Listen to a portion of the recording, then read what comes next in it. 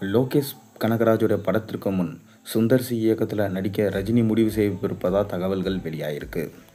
அதாவது சமூக வலைத்தளங்களில் காலை முதலே ரஜினியின் அடுத்த படத்தை சுந்தர் சி இயக்கவிருப்பதா தகவல்கள் பரவி வருது.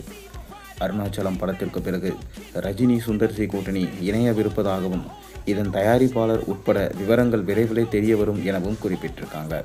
ஆனால் ரஜினி சுந்தர் சி தரப்பில் இருந்து இதுவரை எந்த ஒரு அதிகாரப்பூர்வமான தகவலும் வெளியாகலை.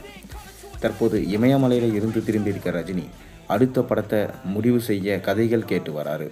இப்போது வரை ரஜினி கமல் இணைந்து நடிக்கிருக்க படத்தை லோகேஷ் கனகராஜ் இயக்க இருப்பதா செய்திகள் வெளியாயிருக்கு.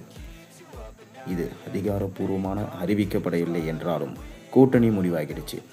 இதனால் லோகேஷ் கனகராஜ் படத்திற்கு முன்பாக சுந்தர் சி இயக்கும் படத்தை குறுகிய காலத்தில் முடிக்க ரஜினிகாந்த் திட்டமிட்டிருக்காராம். இந்த படத்தை முடிப்பதற்குள் லோகேஷ் கனகராஜ் முழுவதுமாக திரைக்கதை முடித்து தயாராக்கி விடுவார். உடனடியாக அந்த படத்தில் தொடங்கி விடலாம் எனவும் முடிவு செஞ்சிருக்காராம் ரஜினி. மேலும் இந்த படத்தை ஐசரி கணேஷ் அவருடைய வேல்ஸ் ஃபிலிம் இன்டர்நேஷ்னல் சார்பாக தான் படத்தை ப்ரொடக்ஷன்ஸ் பண்ண போகிறாங்களாம்.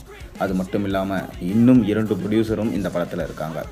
அது வேறு யாரும் இல்லை, ஒருத்தர் ஏசி சண்முகம் அவர்களும், இன்னொருத்தர் ரஜினியோடைய பொண்ணான ஐஸ்வர்யா ரஜினிகாந்த்.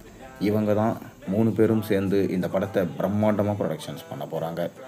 ஆனால் இதில் என்ன ஒரு பிரச்சனை இருக்குன்னா, சுந்தர் சி மறுபடியும் அவருடைய பேய் சென்டிமெண்ட் கான்செப்டை எடுத்துகிட்டு வந்து ரஜினியை இயக்காமல் இருக்கணும். ஏன்னா அரண்மனை சீரியஸ் பற்றி உங்களுக்கு தெரியும்.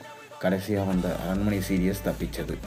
ஆனால் அவர் எடுக்க போகிற ரஜினி படம் மக்களுக்கு பிடிக்கும் வண்ணமாகவும் கண்டிப்பாக கேங்ஸ்டர் கதைகளமாக இருக்கக்கூடாது. அருணாச்சலம் போல் ஒரு படமாக இருக்கணும். அதுக்குன்னு அருணாச்சலத்துடைய பாகம் 2ஆகவும் இருக்கக்கூடாது. அப்போ சுந்தர் சி கவனமாக தான் இந்த படத்தை எடுத்தாகணும். கூடிய விரைவில் இதற்கான அஃபிஷியல் அனௌன்ஸ்மெண்ட்டும் வரும். இது அதிகாரப்பூர்வமாக இன்னும் அறிவிக்கப்படாத தகவல் தான் இப்போ இணையத்தில் வேகமாக பரவி கொண்டிருக்கு.